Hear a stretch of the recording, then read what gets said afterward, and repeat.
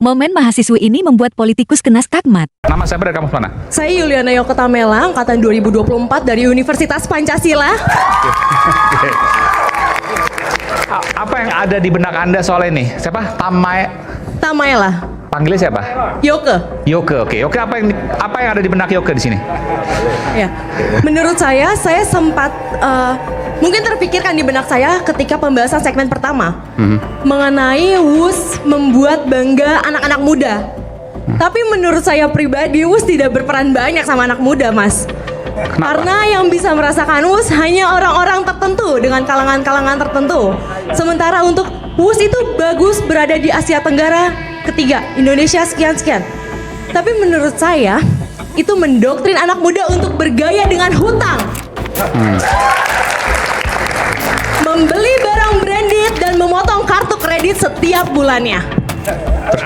Oke, jadi Anda merasa bahwa utang ini akan dibebankan pada Anda semua nih? Oh tentu saja, kepada siapa lagi selain uang rakyat.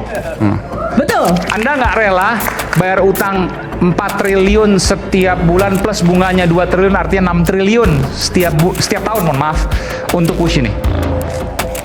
Tentu. Kenapa harus rela?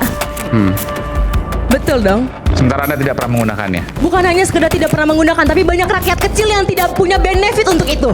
Oke, Saya respon sedikit aja. Oke, silakan Bung Saman. Jadi kebanggaan sebagai bangsa itu bukan persoalan kita bisa pakai atau nggak pakai. Tapi 270 juta misalnya rakyat Indonesia, ketika kita punya sesuatu yang tidak dimiliki oleh bangsa lain, itu kebanggaan. Jadi bukan cuma anak-anak muda yang dianggap itu tidak bisa merasakan itu.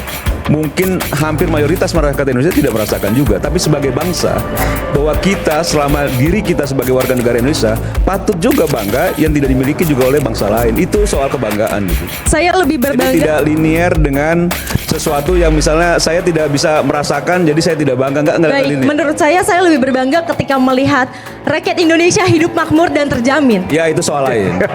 Jadi bahwa itu bagian dari apa yang harus dilakukan oleh Baik, pemerintah, jadi ini betul. bukan hanya sekedar soal WUS. Iya betul.